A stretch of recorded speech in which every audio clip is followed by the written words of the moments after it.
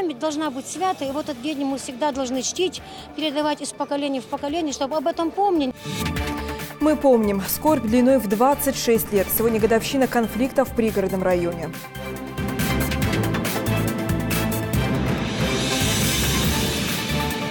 Всех поднимают с постели, гонят на улицы. Людям объявляют, что они все изменники и выселяются в Казахстан и Киргизию. На сборы 20 минут. В субъектах России сегодня вспоминали миллионы людей, подвергнутых репрессиям.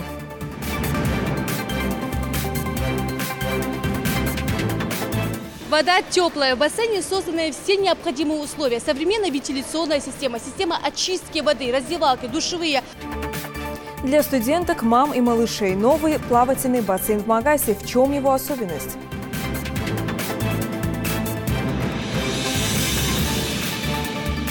Предложение от Минтранса. Тарифы оплаты за проезд в общественном транспорте будут зависеть от времени суток.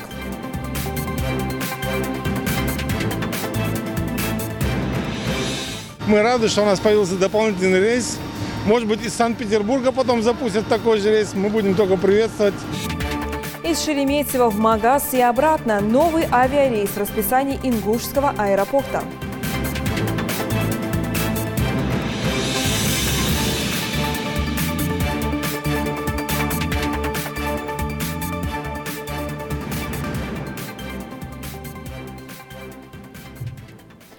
Конституционный суд Республики Ингушетия принял решение об отмене закона об утверждении соглашения об установлении границы между Ингушетией и Чеченской Республикой. Глава региона так прокомментировал это событие.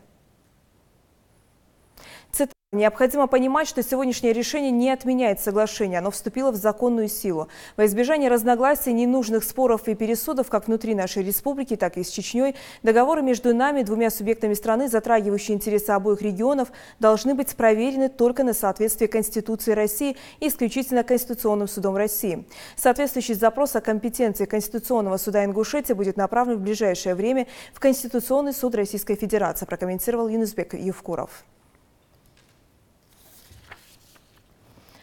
26 лет сегодня исполнилось первому в современной России конфликту, названному межнациональным, осетино-ингушским. Спустя столько лет воспоминания о событиях в пригородном районе отзываются болью в сердце каждого ингуша. И каждый год в этот день на территории мемориального комплекса Гуазот-Кашмыш собираются тысячи людей.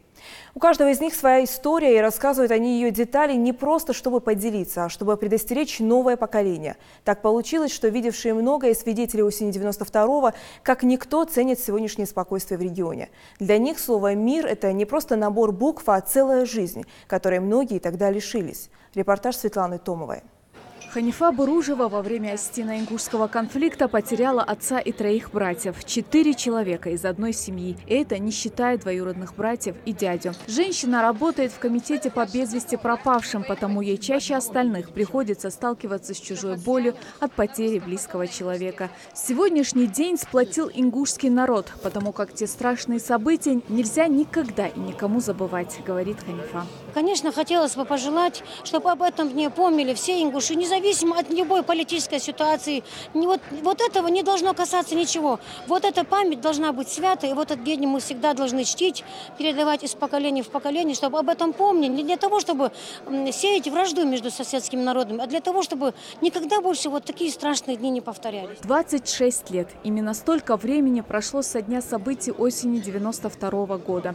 Этот день оставил неизгладимый след в памяти и истории ингушского народа. Сегодня здесь собрались очевидцы тех событий, родные погибших и пропавших без вести, и те, кто знает о том, что пришлось пережить лишь по рассказам старших. Эти события довольно трагические для нашего народа.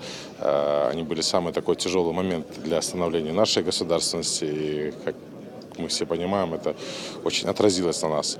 Я считаю, что каждый, считающий себя ингушом, активным гражданином, должен сегодня присутствовать на этом мероприятии, в первую очередь, чтобы мы не забывали. И, конечно, мы должны извлечь из этого уроки.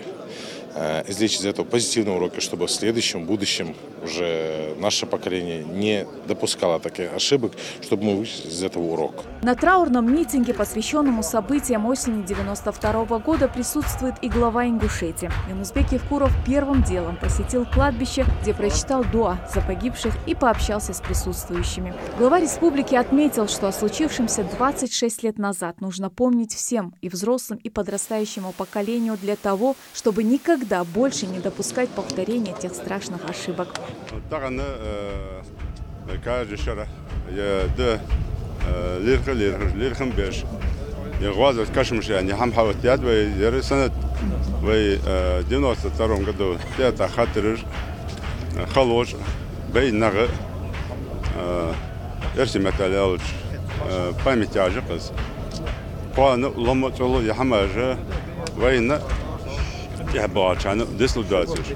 Но дислидатор молодая, сачу yok чирлиге, сачу yok цахлидес, кадал хамдидес yok.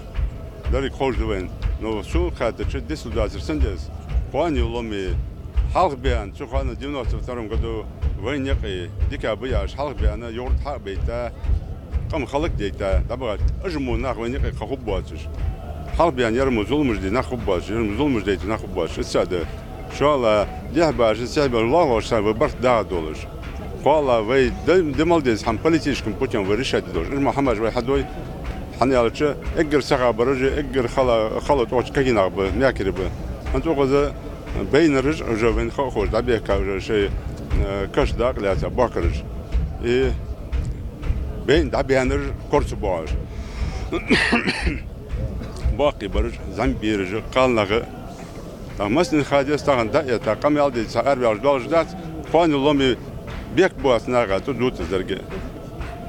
Дақсыз Мухаммад лорды долыш тағаны, өзі лұқнақ бек аптаған, дал шезерт қабыл дол тамал беншін, дал бірса бол бұймасынен, дал тәхе беркеті ел, диктер құдды дал яндали. Но ер Мухаммад хайидес ханы қуаны ломи вайын оғын бар хайыш, дағу вай, мәш дағу долыш.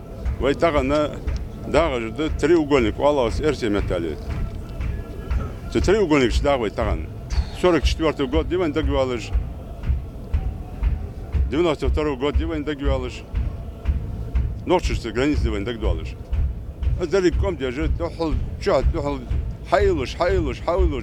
Садордан дохкой. Таган дасы сигана самридина. Самаш хадез вайн. Так мас развиваться дидакой, мас хозар дидакой.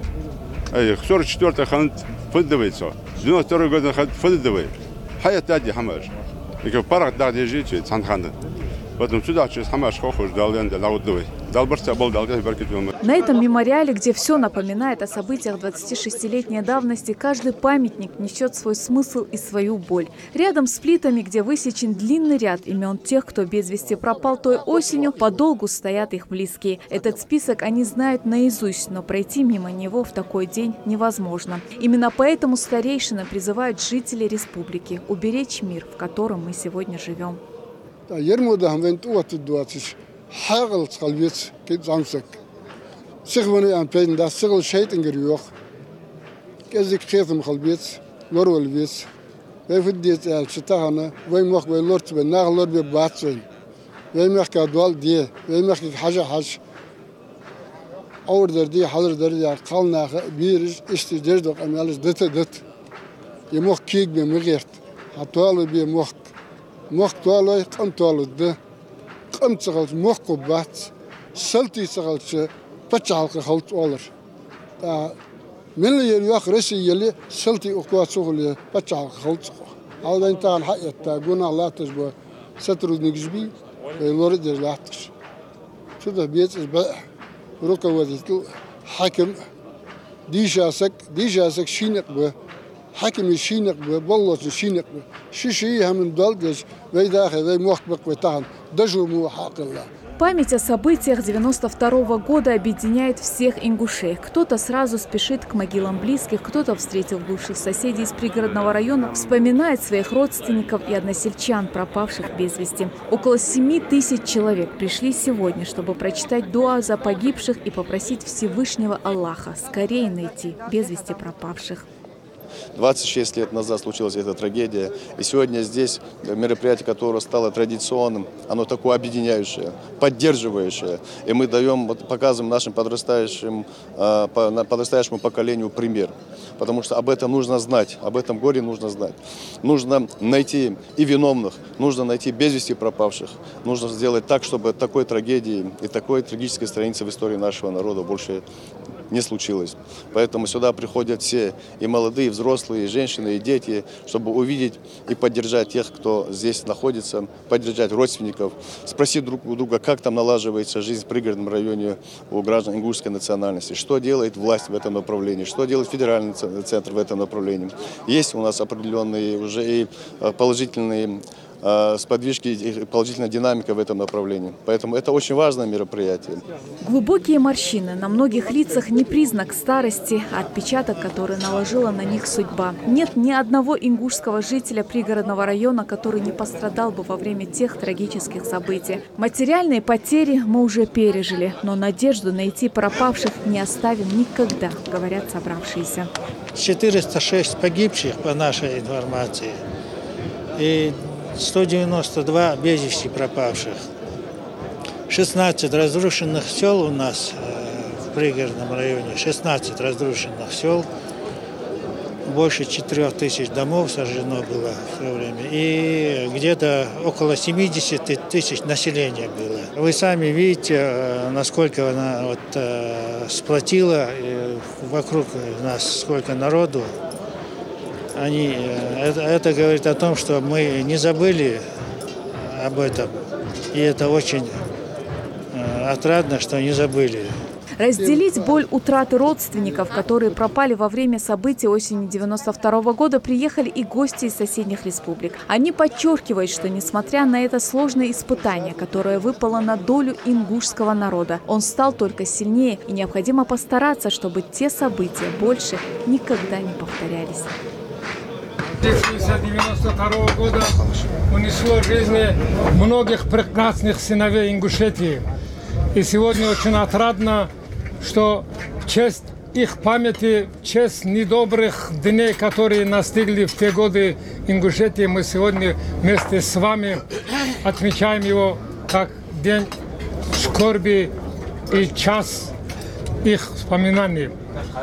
Очень приятно, конечно, то, что вы сказали, Ахмад Хаджи, это истинные ценности, которые сидят у народа ингушей. Мне наши старшие говорили о том, какой у них гиллых, какие они уважительные и насколько они чувствительны к тем ценностям, о которых мы говорим сегодня, ценности ислама. Ислам, он не сегодня, он не вчера, он не завтра. Он много лет тому назад объединил нас в одно целое, и сегодня мы идем по тем тропам, которые нам предначертал Всевышний Аллах, и которые наше старшее поколение, как пожелание наилучшее, оставило нам, растущему поколению. Дай Аллах, чтобы 92-й год в истории Ингушетии никогда не повторился. Дай Аллах, чтобы мы, как истинные приверженцы ислама и, алхамдулиллах, настоящие мусульмане, ценили то, что заложено в глубине души и в корнях этого ислама. Очень сильно повезло, потому что во главе этого народа стоит патриарх мудрости, сосед Юнусбек. Сосед имеется в виду по скамейке, в которой я нахожусь. Его руководство привело много открытий. Я поражаюсь, когда он присутствует за пределами Российской Федерации, выражая свою озабоченность спортсменам, алимам, которые там выступают и защищают честь Ингушетии. Я благодарен ему за то направление, которое он объединил весь ингушский народ и ближайших соседей. Пусть Всевышний Аллах даст ему силы, чтобы в дальнейшем он мог руководить, сохраняя все и приумножая все ценности, которые есть между нами горцами и кавказцами. Эта дата оставила неизгладимый след в сердцах и затронула судьбы тысячи людей. Сколько бы времени ни прошло, забыть невозможно. В память о погибших и пропавших без вести старейшины, религиозные деятели и молодежь совершили коллективный зикр.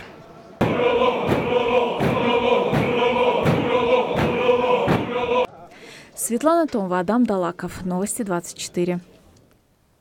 Не должны быть забыты героизм и мужество, проявленные жителями горных сел Ингушетии, которые первыми бросились помогать людям, спасающимся из пригородного района. Вереницей они шли по тропам Асинского ущелья, неся на руках детей, больных и стариков, которым было тяжело передвигаться. Шли долгой дорогой жизни. В память об этом на выезде из сельского поселения Алкун в прошлом году открыли памятник – символ самоотверженности ингушей, проявивших себя в тот драматический период истории нашего народа. Слово Тамерлану Хамхоеву. Бурная Аса в любое время года холодна как лед, однако особенно остро этот холод ощущался осенью 1992 года, когда жители близлежащих селений вброд переходили эту реку по десятки раз в день, помогая беженцам из пригородного района добраться до равнинной части Ингушетии. В знак благодарности к тем нашим мужественным землякам, что протянули руку помощи нуждающимся, в прошлом году у выезда из сельского поселения Алкун установили памятник. На нем изображен мужчина с ребенком на руках, и сзади него идут люди. Этот человек является олицетворением героизма. Вспомнить тех, кого нет рядом, и выразить благодарность собрались сегодня люди из разных населенных пунктов республики. Ахмед Боков жил в селении Ангушт пригородного района и был вынужден, как и многие другие, покинуть свой дом в 1992 году. И сегодня он приехал сюда, чтобы поблагодарить каждого, кто был причастен к спасению беженцев.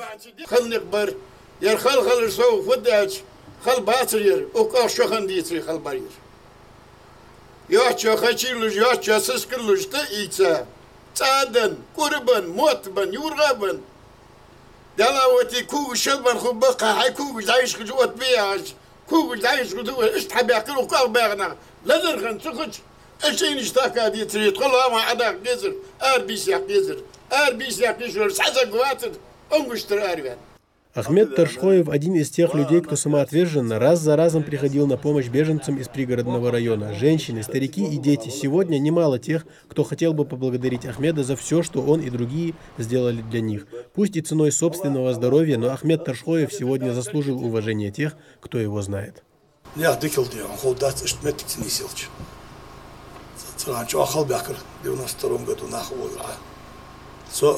Sosa muşvar diyor. Belki valkımır mujechir yolaşkir sigar halva moguş bu kegi nah vakti nah diyor. O arbar. İşte halbakır çoğuna abo açanda aktar halva bergen çolda ya o kalır yani. Dala tamı pargatı da diyor. Artsah şu de doğ yani xetr. Еще один очевидец тех событий – Магомед Тагир Богатырев. Братство, взаимоподдержка и выручка в трудной ситуации – вот о чем говорилось в его обращении к собравшимся. Если мы будем дружными и сплоченными, то и трудности не страшны.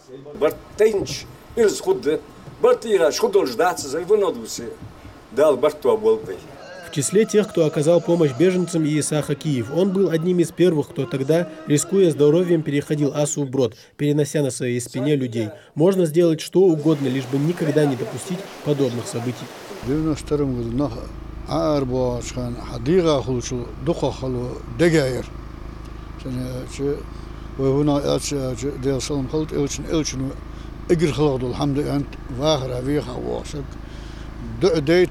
Joplara gargu ansagu stap. Ist naha dega khalduluş metgers. Вешено ждали, память о погибших и пропавших без вести во время осетино-ингушского конфликта собравшиеся прочитали дуа.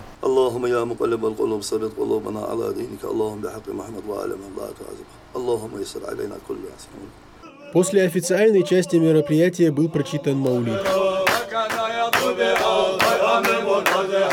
Память о тех днях живет в сердце каждого ингуша. Разумеется, у нас есть патриоты, готовые прийти на помощь в любую минуту и при любой ситуации. Ведь в образе этого мужчины, что высечен на камне, можно угадать черты лица сотен и тысяч людей, настоящих героев своего Отечества. Тамерлан Хамхоев, Майырбек Миржоев, Новости 24. Во время событий 1992 года ингуши, спасаясь от неминуемой смерти, уходили из пригородного района, оставив свои дома и тяжело нажитое имущество. Спасти себя и родных – это была их главная цель. По истечении конфликта многие начали возвращаться в родные села.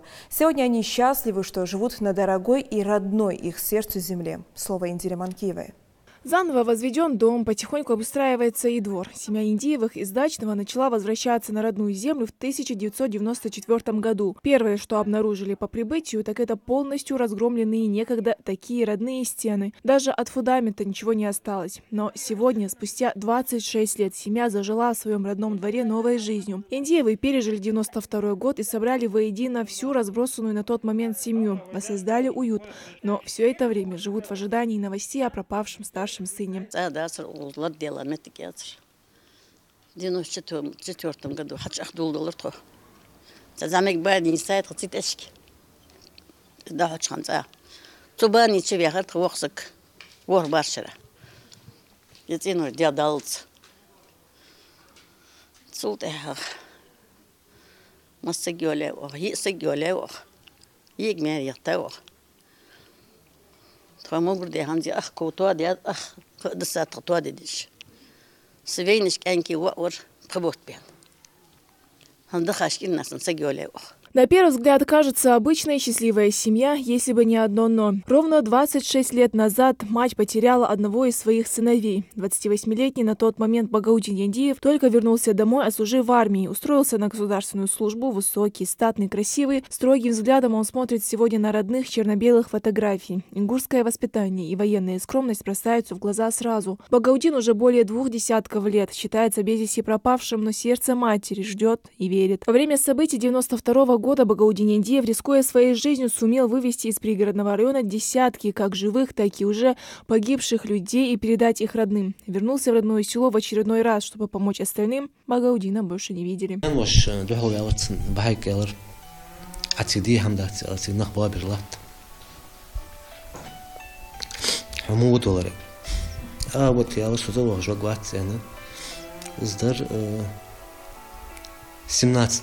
Дарс.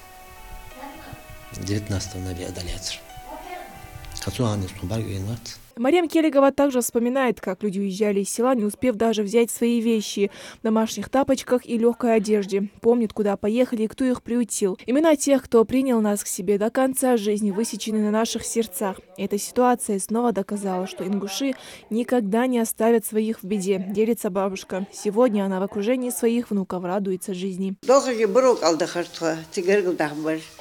Царь Чулятер ход, царь Лилдер, тут я карбуваки, ребика, садики, дах адагар. Да шутуш дахкар, тут я гатигр адер, китеня микелахаш, онашут, энорден. Дишу ахшутуш дахкар, ахта дахкар. Все это позади. Многие спустя годы скитаний по чужим квартирам вернулись в свои дома и к привычной жизни. Села развиваются. На сегодняшний день в Дачном вовсю идет строительство нового детского сада по федеральной программе. В 2017 году, в июле месяце, я был на приеме у главы республики Вячеслава Зелимхановича Бетарова. И на личном приеме был поставлен этот вопрос, что у нас отсутствует садик в 2 селах, Куртате и в Дачном. И он мне лично пообещал, что включит федеральную программу. И, как видите, обещание свое глава республики сдержал. Вот у нас строится садик на 120 мест. Современно хороший садик. И на будущий год планируем еще в Куртате такой же садик будем строить. Помимо детского сада, местные власти в скором времени откроют и новый спортзал для молодежи. Раньше, как таковых спортивных объектов, здесь не было. Но, несмотря на это, из Дачного вышли многие ингушские именитые спортсмены. Жители села ценят сегодняшнее спокойствие и мир, в котором они живут. При этом помнят и об испытаниях, которые преодолели в свое время. В этих пустующих домах застыла осень 92 года.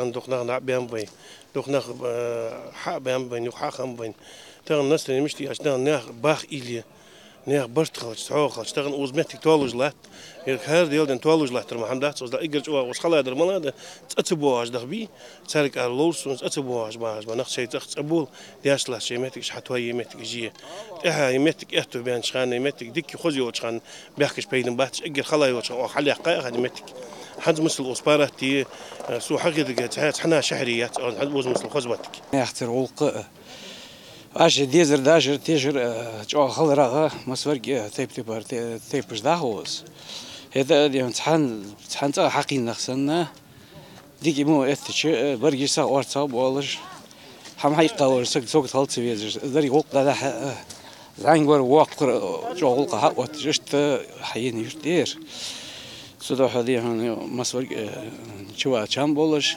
بعشت دينرج يتابعك ديك خاية بيعك. Жители вспоминают, как беженцами уходили тропой из села по полям и лесам, голодные и замерзшие, дети, женщины и старики. От мысли, что они лишились своего крова и незнания того, что делать, как и где жить дальше, было, мягко скажем, не по себе. Единственное, что не позволило пасть духом, так это чувство плеча и осознание того, что они не одни и есть кому их приютить. زنگ برج باهش خمسين خم هايز ديون هنا والداني ده سه والد تقاش ده قش والداني دغر وزا كيس خلها بغر صبر شيء بس ليد دغر تخو خلو يرخص مثلا من اشتدار يعني اشتها مش وقت هديون قال نقبل شورس اختصلت يعني كيس خياش ديون سينس كوكرت باش ده يحكي ديون اخير نا خلو ميري شو هدينا نا شو هدينا да согрето мухвачил. Я, конечно, не пожелал бы никому вот те события, когда здесь были в 92 году, своим детям и другим детям. Я желаю всем, чтобы все дети не видели войну, чтобы все жили в мире и согласии. В одной из мечетей села состоялся сах, приуроченный к очередной годовщине со дня тех событий. Собрались старейшины, молодежь села и гости из других населенных пунктов республики. Индира Манкива, Жамалел Тамасханов. Новости 24. Сегодня в России вспоминают жертв политических репрессий. По всей стране проходят траурные мероприятия. Ингушетии эта дата особенно близка. Наши предки пережили сталинские репрессии, когда несправедливо высланные в Среднюю Азию и Казахстан мирные жители остались без родины и крова. Но у них была вера и единство, которые помогли спастись, не сломиться и вернуться домой. Зарема Евлоева расскажет. Вот уже 27 лет, 30 октября, в России официально памятный день, в который проходят траурные акции и памятные мероприятия, посвященные людям, погибшим и пострадавшим в ходе политических репрессий. Первую половину 20 века историки называют эпохой разбитых судеб. Это миллионы людей, которых убивали, сажали в тюрьмы, помещали в психиатрические больницы, выдворяли из страны и лишали гражданства. Пик сталинских репрессий пришелся на 1937-1938 годы, когда по официальным данным по политическим обвинениям было арестовано более 1,5 миллиона человек. Около 700 тысяч расстреляны. В повседневную жизнь советских людей вошло понятие «враг народа». По решению Политбюро от 5 июля 1937 года жен врагов народа заключали в лагеря на срок не менее чем 5-8 лет. Детей врагов народа либо отправляли в лагеря колонии НКВД, либо выдворяли в детские дома особого режима.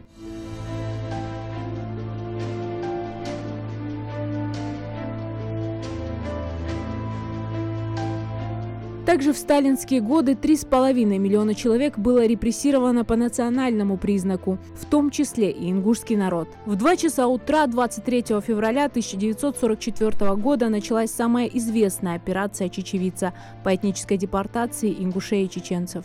Всех поднимают с постели, гонят на улицы. Людям объявляют, что они все изменники и выселяются в Казахстан и Киргизию. На сборы 20 минут. В те годы шла Великая Отечественная война. Ингушские мужчины даже после необоснованных обвинений о предательстве остались на фронте и продолжали биться с врагом за Советский Союз. 23 февраля в Ингушетии также проходят траурные мероприятия. На мемориале памяти и славы установлен вагон, точно такой же, в каких перевозили народ в Сибирь. В этот день принято приводить сюда детей и внуков, потому что забыть трагедию такого масштаба – преступление. Все это делается лишь для одного, чтобы в последующем нигде такого не происходило, чтобы целые народы брались и переселялись куда угодно, кому-то или какой-то группе лиц. Можно, обвинив кого угодно, сделать это. Это ломает судьбу, это ломает культуру, это прерывает связь поколений. Это большой урон и демографический. Депортации наказанных народов были и до этого. Немцы и финны, калмыки и карачаевцы. И после болгарцы, крымские татары и проживавшие в Крыму греки, болгары и армяне. 18 октября 1991 года наконец принят закон РСФСР о реабилитации жертв политических репрессий. А в прошлом году в Москве ко Дню памяти и скорби открыли новый памятник, посвященный тем, кто в 20 веке пережил лагеря, и тех, кто ушел навсегда. Большой бронзовый барельеф с изображением человеческих фигур и словом «помни» на разных языках. Я хотел бы попросить разрешения у Натальи Дмитриевны Солженицыной. Я хотел бы процитировать ее слова: «Знать, помнить, осудить и только потом простить». Полностью присоединяюсь к этим словам. Нам и нашим потомкам надо помнить о трагедии репрессий. 20 век – век преступлений без наказаний. Как подчеркнул Владимир Путин, это то прошлое, которое нельзя вычеркнуть из национальной памяти, и тем более невозможно ничем оправдать. Зарема Ивлоева, Новости 24. Дата 30 октября отмечается в республике как День памяти жертв политических репрессий осени 1992 года. И в связи с этим событием ежегодно по поручению главы Ингушетии Нузбека Евкурова в регионе проходит благотворительная акция по раздаче сала малоимущим семьям. Сегодня такую поддержку оказали жителям сельских поселений Сунжинского района. К примеру, во дворе администрации села Нестеровское нуждающимся раздавали 50 килограммов муки. Список семей был заранее составлен, и все они получили помощь. يرمودو خذش والقادو حلات بي مسودال إيش مبول يدي تاري يدحج بحكاري أون قحي جارشت ديال رياسخل ديال إلش رياسخل دال دنيا عارتين ديال دول دبي. Поддержку оказали и жителям соседнего села Алхастым. Сюда также подъехала «Газель», груженная нескольким десяткам мешков муки. Заместитель главы Сунжинского района Беслан Цычуев лично присутствовал при раздаче сала. Он отметил, что сегодня они побывали во многих селах Сунжинского района и планируют завершить свою миссию до наступления ночи. Данное мероприятие, кроме того, что несет гуманитарную миссию, нам очередной раз напоминает о тех трагических событиях, которые произошли в 1992 году, о тех жертвах, которые понес наш народ. И чтобы мы их помнили, не забывали о них. И к другим темам выпуска. В соответствии с законом о собраниях, митингах, демонстрациях, шествиях и пикетированиях, использование права на проведение публичных мероприятий должно преследовать мирные цели и не должно угрожать общественному порядку и безопасности, мешать нормальному функционированию предприятий, организаций и учреждений, а также создавать помехи в движении транспорта, предупреждает МВД по Республике Ингушетия. Обращаем внимание участников мероприятия, что в соответствии со статьей 31 Конституции Российской Федерации граждане имеют право собираться на публичное мероприятие только без оружия. Запрет распространяется на все виды оружия и на всех участников митинга, независимо от того, имеют ли они разрешение на право ношения оружия. Отметим, что в соответствии с частью 4 статьи 5 данного законодательного акта организатор публичного мероприятия обязан обеспечивать соблюдение условий проведения публичных мероприятий, требовать от участников мероприятия неукоснительно следовать регламенту проведения митинга и соблюдения общественного порядка. К основаниям для прекращения публичного мероприятия законом отнесены создание реальной угрозы для жизни и здоровья граждан, для имущества физических и юридических лиц, совершение участниками публичного мероприятия противоправных действий, таких как совершение отдельных административных правонарушений, распитие спиртных напитков, использование пиротехнических изделий и другие. Нарушение установленного порядка организации либо проведения публичного мероприятия влечет за собой ответственность, предусмотренную статьей 20.2 Кодекса об административных правонарушениях Российской Федерации. В соответствии с вышесказанным, а также в целях обеспечения правопорядка и общественной безопасности в период проведения мероприятия, сотрудники МВД по Республике Ингушетия обращаются с убедительной просьбой как к организаторам, так и ко всем участникам предстоящего митинга о соблюдении правил его проведения, установленных действующим законодательством, во избежание возможных правонарушений, в том числе создающих угрозу жизни причинения вреда жизни и здоровью граждан. Кроме того, доводим до сведения участников, что полицейскими будут приняты все предусмотренные законодательством России меры по повсеместному обеспечению общественной безопасности и охраны правопорядка в период проведения санкционированного митинга. В Магасе открылся университетский бассейн. Это уже второй такой объект в столице, и есть у него отличительная особенность. Он приспособлен исключительно под женскую аудиторию. Причем принимать он будет не только студенток и преподавателей Ингушского госуниверситета. Плавательный комплекс могут посещать до 500 человек в день. На открытии объекта побывала Ирина Цычева и расскажет все подробности. Пожалуй, самый лучший подарок для женщин республики. Долгожданный первый в Ингушетии бассейн, специально построенный для прекрасной половины, уже готов принять своих первых посетительниц. На открытие объекта приехал и глава региона, который отметил, что новый спортивный комплекс станет хорошим способом примкнуть к здоровому образу жизни. Конечно, хотелось бы, чтобы организаторы обратили максимальное внимание на то, чтобы в хорошем смысле слова затянуть бассейн наших девочек, наших женщин, чтобы плавали, чтобы занимались спортом. Это только здоровый образ жизни и здоровое подрастающее поколение. Я думаю, что и директор бассейна, и организаторы в целом найдут хорошее применение не только бассейну самому, как в воде, но и тем спортивным залам, которые в бассейне есть. Вот эксплуатацию плавательного бассейна позволит дальнейшему развитию плавания в Республике Ингушетия, проводить спортивные мероприятия и будет способствовать тому, что физкультурно-оздоровительные мероприятия среди студентов и населения республики будут набирать только обороты. И хочу еще раз поздравить и сказать, что это очередной объект в университетский городок, который строится в Магасе. Так что поздравляю вас всех. При Ингушском государственном университете уже есть бассейн, который посещают парни и девушки раздельно. Но, как признаются студентки вуза, им всегда приходилось подстраиваться под график. Теперь, благо, таких проблем не будет. Мы, несомненно, рады, потому что всегда у нас была такая проблема, что у мальчиков как бы есть свой бассейн, а у нас нет своего отдельного. Было проблемно туда ходить. Теперь у нас есть все условия. Спасибо огромное, мы очень рады. А вы были внутри, посмотрели, понравилось? Да, я была внутри, мне все очень понравилось, все красиво. Нам все очень понравилось, и также нас проинструктировали о том, что там есть фитнес-клуб и женский. Это тоже огромный плюс к этому. И вот самая главная часть праздника – долгожданный бассейн официально открывает свои двери. Глава региона осмотрел новый спортивный комплекс, лично оценил техническое оснащение объекта и остался доволен работой подрядчиков. По квадратуре, если другие небольшие, Марьяна остается тренер по плаванию, который непосредственно работает. Спортивный объект построен в регионе благодаря помощи федерального центра. Бассейн построен по программе 500 бассейнов России, по линии партии «Единая Россия», где она принимала участие.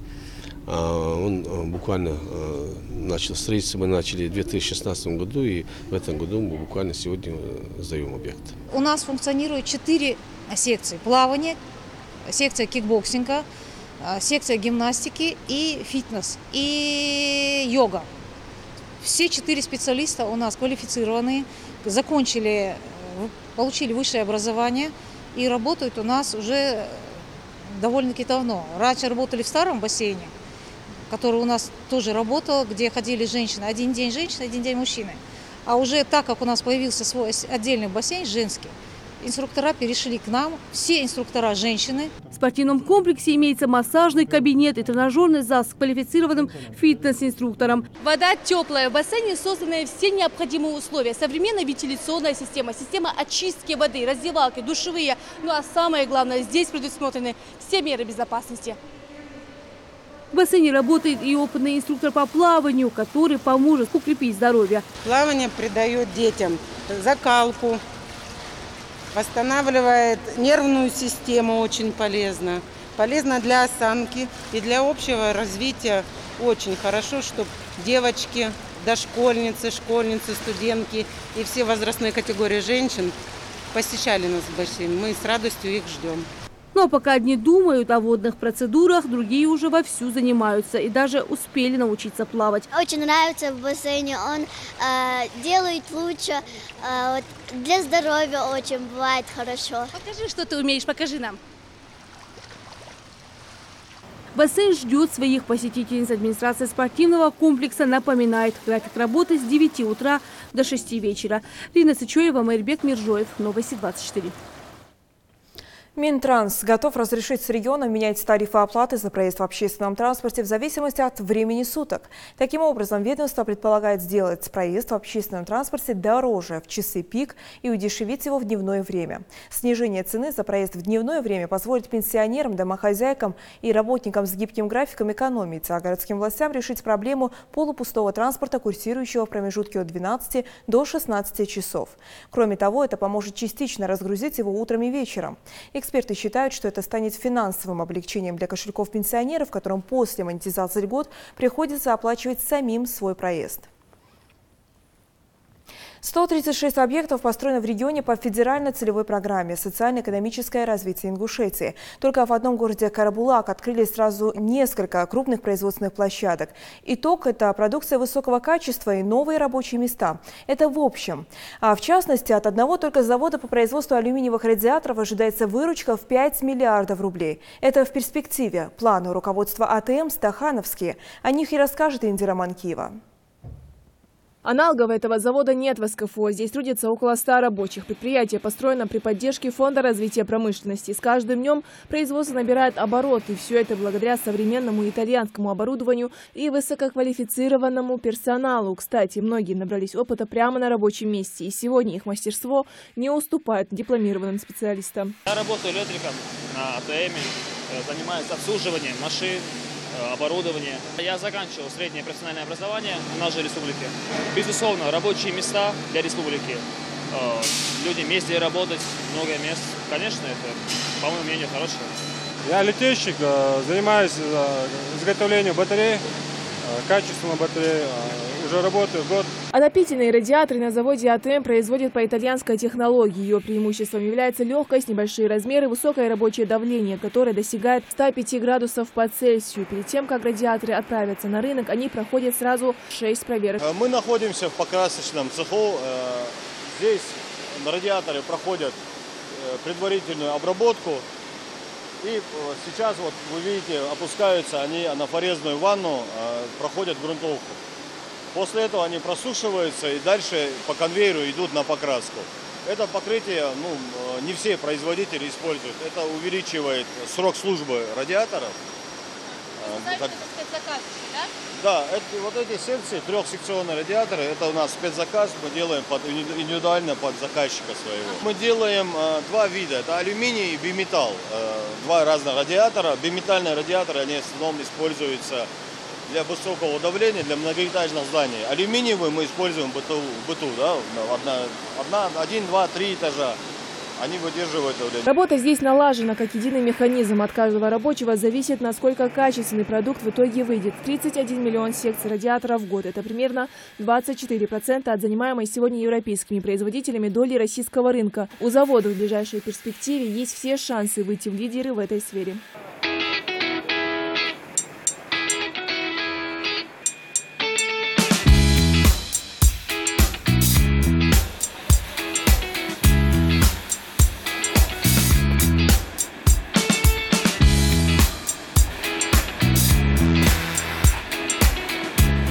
Благодаря открытию завода многие жители города смогли устроиться на работу, а для местного бюджета это дополнительные налоговые поступления. Планируемый объем выручки 5,5 миллиардов рублей, а объем будущих налоговых поступлений более 360 миллионов. Сейчас здесь выполняются индивидуальные заказы для регионов страны и ближнего зарубежья. Завод, в принципе, вышел на свои полные производственные мощности.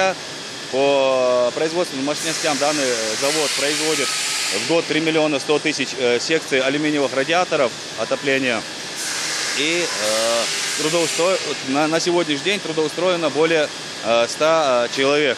Для города какую прибыль они приносят? Это у нас налоговое поступление, инвестиционная привлекательность, арендные платежи, и удовлетворение внутреннего рынка производимой продукции.